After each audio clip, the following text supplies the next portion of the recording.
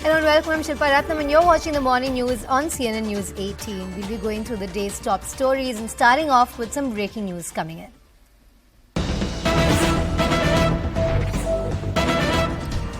Amit Shah's call for meeting with all state home ministers and LGs, but opposition-ruled states could give the Chintan Shivir a miss. Though issues like cross-border infiltration, radicalization, cybercrimes are on the agenda. States most affected like Bihar, Bengal, Kerala, Jharkhand, Rajasthan could see their home ministers give the two-day conference a miss. Incidentally, the chief ministers hold the home portfolio in most of these states. PM Modi will address the gathering virtually on Friday.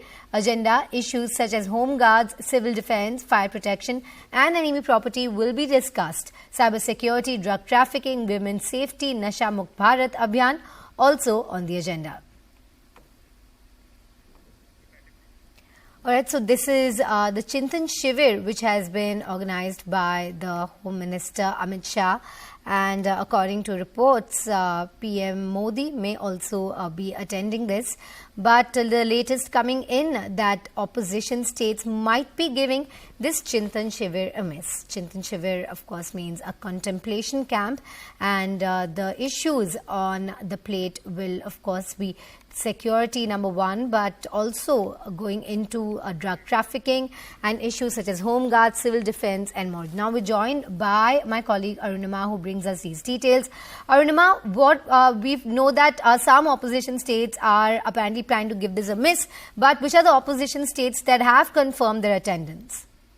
See, most of the BJP-ruled states, so states like Uttar Pradesh, states like Madhya Pradesh, Uttarakhand, their home ministers are expected to be in attendance. The problem is with the states where the home ministry portfolio is held by the chief minister himself or herself. So, for example, Rajasthan, Bengal, Jharkhand, we are told Kerala and some other southern states as well. Because the chief minister himself holds the home portfolio there, they will send a representative. Most likely, the Director General of Police and the Chief Secretary of the state will represent these states. But the Home Minister, which is effectively the Chief Minister, will give it a miss. They've said that they had prior appointments and therefore they could not accommodate in their schedule. The issues at hand here are quite complex. On the face of it, the Home Ministry has said that this is to look at Vision 2047. But there are also issues of cross-border infiltration, illegal migration, border management, etc. And some of these states, Bihar, for example, we've seen how in the Simanchal area, this cross-border infiltration has taken a proportion which could threaten internal security. Kerala, again, the way PFI raids have been carried out, Kerala is a problematic state as well as radicalization is concerned. Same for Bengal. The border there is porous. There is a problem there. So that is a bit of a concern that some of these states, their home ministry will perhaps give it a miss, but their DGPs and chief secretaries could attend. Thank you, Arunima, for bringing us up to speed. Now we're shifting our attention to the details coming in the Coimbatore blast.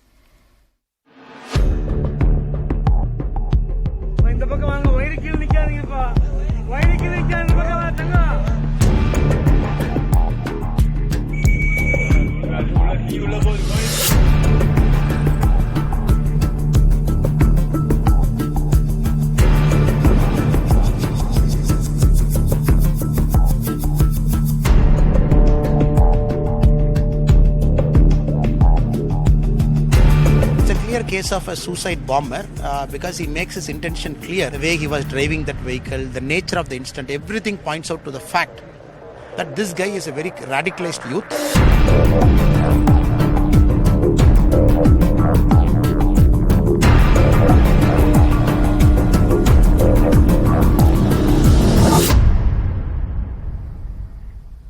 The Tamil Nadu government has decided to recommend the transfer of the Coimbatore cylinder blast case to the National Investigation Agency.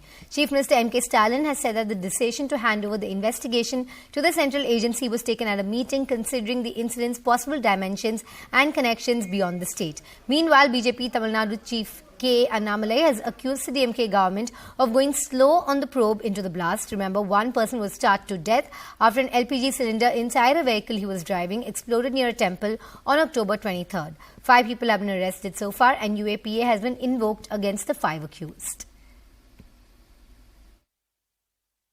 The CCTV footages from the cameras located in and around the scene of crime are being collected, and once it's a huge volume of CCTV footages, so we will examine and come back. 2 cylinder LPG cylinder, அது தவிர ஒரு 3 can, அதாவது drum, சின்ன drum, அதில் என்ன பொருட்கள் இருந்தது அப்படிங்கிறத தடயவியல் ரிப்போர்ட்டுக்கு அனுப்பியிருக்கிறோம்.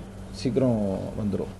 My colleague Dilma Bhatnagar spoke to Tamil Nadu BJP chief K. Annamalai about the cylinder blast and the role of DMK government in the probe. Listen. I want to understand from you, on day one itself you had said there is a lot more than what meets the eye. How were you so convinced on day one itself? Madam, when the blast happened, immediately a lot of our karyakartas and everybody were there in the morning. They have observed nails. They have observed nails and ball bearings in that area. And then only we knew it is something sinister. It is not a simple thing. When they were our party functionaries were reporting, the local public were reporting. When the state police called that as a cylinder blast, it was not only worrying, it was very shameful, madam. When there is a ball bearing inside, when there is a nail inside, a classic case of an explosive thing, how can you call that as a cylinder attack? Then we put pressure on the government with a statement saying, please be open. This is a terror incident. The government started to demean us. We waited for 48 hours. When we did not have any other recourse, when the government still called that as a cylinder blast, then we had to call a major press conference yesterday, release out some details, and say when all those things are happening, when you have seized explosives in the home more than 40 kg, when you are not disclosing, you have arrested 5 people but not booked them under UAPA Act, which is the Terrorist Act, your Unlawful Activities Prevention Act. You call all this, it's a shameful, you are trying to cheat the Tamil Nadu public. What you had spoken about Mubin, the one who actually died in this blast, and the last WhatsApp message of him that was actually seen. Are you convinced this was a Fidayeen attack? Madam, this message, he has apparently changed his status of the WhatsApp message 2 days before. And the wordings is very clear. In the wording, he clearly mentions that the news about my death reaches you, forgive my mistake, hide my shortcoming, participate in my janasa, which is funeral, and pray for me. So this is a very clear statement where he is inviting people to his funeral. And the state police hiding that also. We were never interested to go and harm any investigation. 48 hours, when you are refusing to book UAPA, initially we called a terror attack, waited for 2 full days before calling this as a suicide attack. Sure. The police still not responding. We didn't have a choice, madam. Today, the state government has finally said that we want to make a recommendation for the case to be given over to the NIA. Do you think it's coming too late in the day? Ma'am, firstly, I'm happy that the case, we are happy, Tamil Nadu people, the case is going to NIA because it's a professional agency. They can go to the root of this case, find out the real accused, the modules which might be active in Tamil Nadu, which is still might be dormant also. We want everybody to come out. It happens a day before Diwali. It happens outside a temple. Do you think there was a deliberate attempt to stoke communal passions? Okay. Except the state president and the designated spokesperson, nobody will speak anything so that an unrest gets created in Coimbatore, which is ripe for a communal tension. We stopped our people from reacting, though it was very tense in that morning. But having said it, madam, a day before Deepavali, a car, I don't think temple was the attack, ma'am. The more they want to get into a shopping area. You're saying there was a larger sinister plot at play. So are you then worried about a pattern that is emerging from Tamil Nadu because of the various ISIS links that are also emerging from the state? Yes, madam. Because Kerala, the neighboring state, had sent a lot of people to ISIS when ISIS was declaring a state. From Tamil Nadu also, a handful of people have gone to Turkey, Syria to join ISIS. So, it became powder cake. So, Easter bombing, somehow the link came to Tamil Nadu, Palakkad, they picked up. Then the police was trying to control. Now continuously for the last few months, We are seeing central agencies picking up somebody who wanted to do a truck style attack like Paris in Erode. Okay. Erode is a place you never heard communal tension. Though in the Congo region, Salem is a place you never heard a communal tension because you are picking up radicalized youth from those areas. At one end, the state government, no agent come into the state. You cannot have an NIA station. The state will manage. When you don't deny that access also, everything is coming out now, madam. Oh, I want to understand. The DMK has taken a couple of days to react. Why do you think that has happened? How did the investigation happen? Was there a deliberate omission? Was there a deliberate way to sidestep the investigation? Even that should be taken care by the NIA. That is our new request.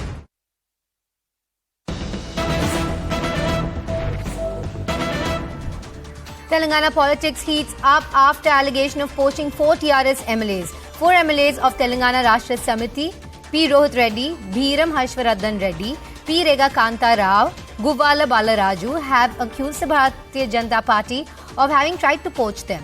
In what seemed to be high political drama, the 4 MLAs were found in a farmhouse in Aziz Nagar within Cyberabad Police Commissionerate limits.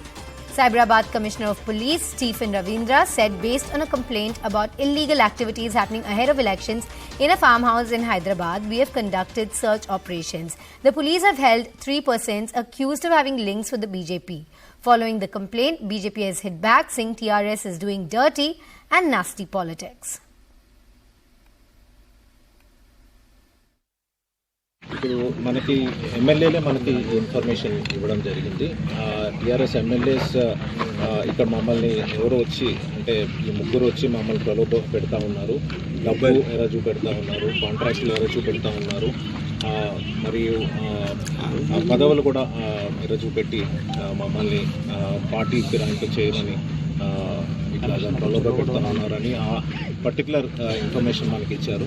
దానికి సంబంధించి ఈ రోజు check చేస్తే మనకి ఈ details మనకి వచ్చాయి. BJP is known for toppling state governments across India. But one thing is clear out today, that KCRG's MLAs are not for sale. Using Swamiji's and many other political brokers, Bharatiya Janata Party leaders were caught red-handed today by pressurizing MLAs, 4 MLAs of TRS to shift sides to Bharatiya Janata Party, offering hundreds of crores and contracts just before the Munugod by-election. KCRG's MLAs informed police that BJP has been pressurizing them, and today police has caught them red-handed. Now we're joined by my colleague Swastika, who brings us more details. Very good morning to you, Swastika. Who are the BJP leaders who have been held in these raids? And also, apparently cash was recovered to the tune of about 100 crores. How is the party reacting to these incriminating details? Well, Shilpa, we can't really say that all the 3 accused are BJP associates because that is still under the purview of investigation. We can say that 3 individuals have been arrested. It is the TRS which is alleging that these 3 individuals have links with the Bharatiya Janata Party. Now, yesterday at around 8 o'clock in the evening, the Hyderabad police, after receiving a tip-off from one of the 4 TRS MLAs who were holding negotiations with the 3 members of the 3 individuals, went and raided a farmhouse from which cash to the tune of 15 crores was recovered in addition to separate documents. It is being alleged that there was a bid to poach the TRS MLAs with a bribe of 100 crore each with some government contract and ministerial and cabinet positions if the BJP comes to power in the state of Telangana. So at this juncture, all of this under allegation purview. However, the 3 individuals who have been arrested include Satish Sharma, who came from Faridabad, Simhadi, he is a priest from Tirupati, Nandu Kumar, who is a businessman based out of Hyderabad.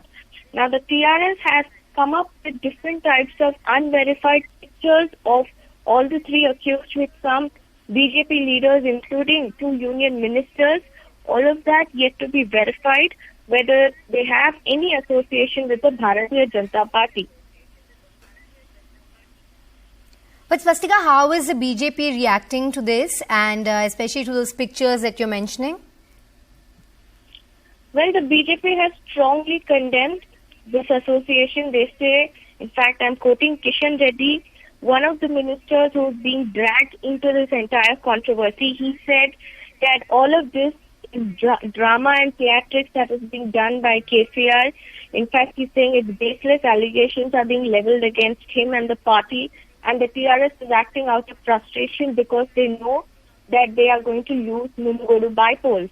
You also had Badi Sanjay react yesterday, who is the Telangana BJP president here, saying all of this is drama and theatrics by KCR. He's also had the same question. How can you say that all the three accused are linked with the BJP? There is no evidence to suggest the same. But the TRS has been claiming that they have evidence, and they have provided all those evidence to the police as well to suggest that the poaching bid was done by agents of BJP. Swastika, so what are you picking up? What is this evidence that they've turned over?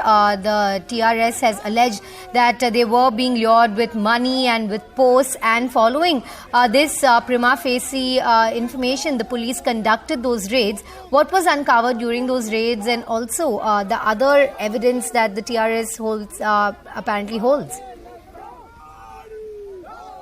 At the juncture, the evidence that we're talking about is something that the police will have to dive deeper into, because yesterday we know that there was a raid at a farmhouse in Moinabad area where 4 TRS MLAs were seen sitting with 3 individuals, Satish Sharma, Simharu and Nanda Kumar, where the TRS MLAs had reportedly given a tip-off to the police saying there was a poaching bid that is being conducted by these 3 individuals who they allege are working for the Bharatiya Janata Party and are linked to 2 ministers. Upon raiding that place, the police recovered bags of cash.